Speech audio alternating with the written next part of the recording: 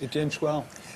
Je pense que c'est une erreur de penser que les politiques sont impuissants ou incapables ou ne comprennent pas, en faisant comme s'ils servaient l'intérêt général. Et pour servir l'intérêt général, effectivement, ils ne sont pas bons. Si on renverse la perspective en comprenant que finalement ces gens-là servent les intérêts de ceux qui les ont fait élire et qui sont les 1% les plus riches de la population, à ce moment-là, ce n'est pas du tout une catastrophe. Vous parlez de catastrophe, mais c'est une réussite formidable. Tout se passe comme prévu.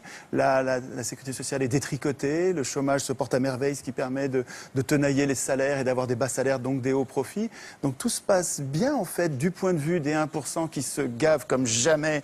Les banques qui devraient être en prison pour faillite frauduleuse, leurs patrons se font mieux payer que jamais et arrivent maintenant au gouvernement des différents pays. Je trouve que la situation n'est pas du tout catastrophique pour ceux qui financent les campagnes électorales des élus. Et je trouve que là, de ce point de vue, c'est assez logique. Hollande, il sert les intérêts de ceux qui l'ont fait élire en le faisant passer à la télé, dans les journaux. Et pourquoi une banque achète Libération? Pourquoi une banque achète Le Monde?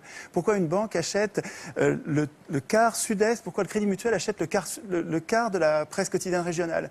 C'est pour gagner les élections. Et ensuite, les élus rendent des comptes à ceux qui les font élire. Le problème, c'est que nos élus ne doivent rien aux électeurs. Que vous votiez ou vous votiez pas, c'est pas vous, ce sera un autre. Ceux qui vont voter, c'est ceux qui regardent la télévision, qui sont pas politisés. Il faut qu'ils passent beaucoup à la télévision. Vous regardez les curseurs, c'est incroyable la similitude qu'il y a entre les courbes de passage à la télé et les résultats aux élections. Il suffit de monter les curseurs des challengers, vous les montez à 10, 15%, ça va donner l'impression de la pluralité. Et puis les deux partis qui ont la même politique de droite dure, qui s'appellent gauche et droite, mais en fait ils ont la même politique pour les industriels et les banquiers, les multinationales en fait. Mais vous les mettez au curseur plus haut et ils vont être élus l'un ou l'autre, en fait. Peu importe, ils vont faire la même politique. Alors évidemment, les gens sont gentils, ils croient les candidats au moment des campagnes électorales, et c'est notre gentillesse qui fait la déception après. Mais enfin, après 200 ans d'échec du suffrage universel, qui permet aux riches d'acheter le pouvoir politique, depuis qu'ils écrivent les constitutions, ces gens-là ont mis en place un système, d'abord censitaire, là au moins c'était clair, et ensuite universel quand ils sont aperçus.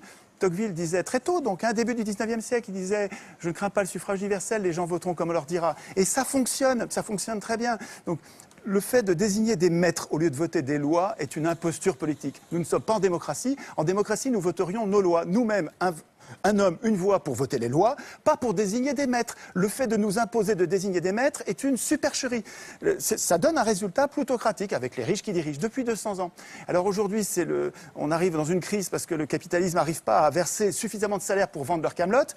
Alors effectivement, ils prétendent que le système est en crise comme si c'était un accident. Mais ce n'est pas du tout un accident. Les choses se passent comme d'habitude, avec une impuissance politique. Vous avez raison sur l'impuissance politique, mais cette impuissance politique, elle est programmée. Il y a un endroit où il est écrit que le peuple n'a aucune puissance. Ça s'appelle la Constitution. Le problème, c'est que tout le monde s'en fout. Nous nous foutons de la Constitution. C'est bien fait pour nous. C'est pas la faute des affreux qui dirigent, c'est notre faute à nous de ne pas écrire notre Constitution dans laquelle nous prévoirions notre puissance. Le référendum d'initiative populaire, les élections sans candidat ou les élections avec des primaires et avec l'impossibilité pour les condamnés de se représenter, etc.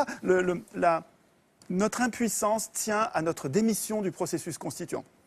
Et tant qu'on bavarde sur ce que font les représentants politiques qui sont les représentants des riches, on passe à côté de la cause de nos problèmes. Donc il me semble qu'en recentrant la réflexion sur la cause de nos problèmes, on arrive à trouver des solutions.